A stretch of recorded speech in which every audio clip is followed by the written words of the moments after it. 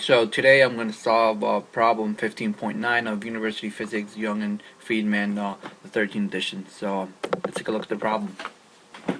So a thin 75 centimeter wire has a mass of 16.5 grams. One end is tied to a nail and the other is attached to a screw that can be adjusted to vary the tension in the wire. Part A. To add tension in newtons, must you adjust the screw so that a transfer wave of wavelength 3.33 centimeters makes 875 vibrations per second. And part B is, how fast would this wave travel? So let's take a look at the data. So we know that we're looking for the tension.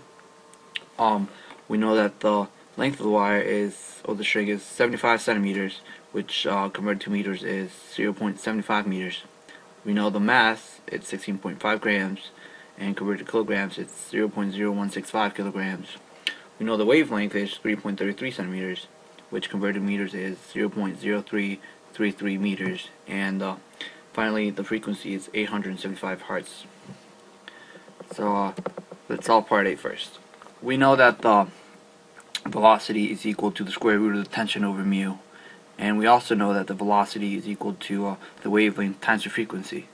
So if we replace v in one of the equations, we get that the square root of the tension over mu will be equal to lambda times f. So in order to solve for the tension, we square the right hand side and we multiply it by mu. Therefore, and we know that mu is mass over length. So the tension will be equal to the wavelength squared times the frequency squared times mass over the length.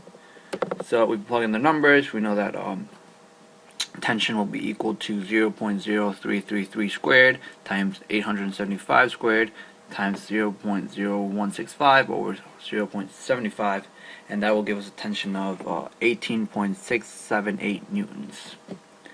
So for part B, we have two choices. Either we use this formula to solve for V, or this equation to solve for V. I used both just to show that they both give the same result, and to double check my work, make sure that I didn't make any mistakes before. So yeah, if we try this formula, we get that V will be equal to 29.14 meters per second, and it's just straight up plug in the numbers.